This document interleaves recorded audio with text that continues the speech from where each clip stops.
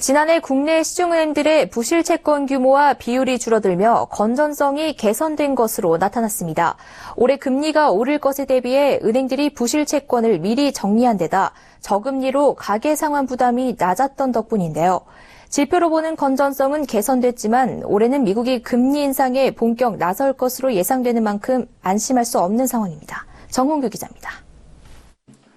금융감독원이 발표한 국내 은행의 부실채권 현황 자료에 따르면 지난해 말 은행권 부실채권 규모는 총 24조 6천억 원으로 1년 새 5조 4천억 원 감소했습니다. 부실채권 비율 역시 지난해 말 1.42%로 한 해 전 1.8%에 비해 0.38%포인트 개선됐습니다. 이는 1.45%인 미국과 1.4%인 일본 등 주요국과 비슷한 수준입니다. 부실채권 비율은 은행이 빌려준 돈 중 3개월 이상 이자를 받지 못한 대출의 비중으로 낮을수록 은행의 건전성이 탄탄해졌음을 의미합니다.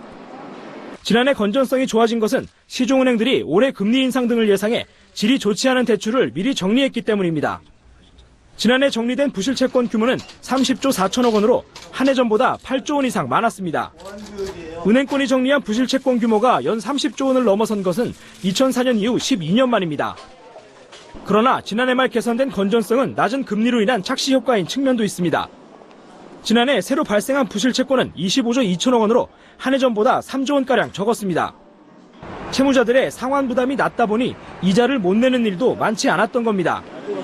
그러나 앞으로 미국의 금리 인상 속도가 빚을 진 가게나 기업이 버틸 만한 수준이 될지 예단할 수 없어 현재 지표를 근거로 안심할 수는 없는 겁니다. 특히 지난해 전반적인 건전성 개선에도 조선과 해운 등 일부 취약업종의 부실채권 비율은 최대 11%를 웃도는 등 여전히 높은 것으로 나타났습니다. 서울경제TV 정은규입니다.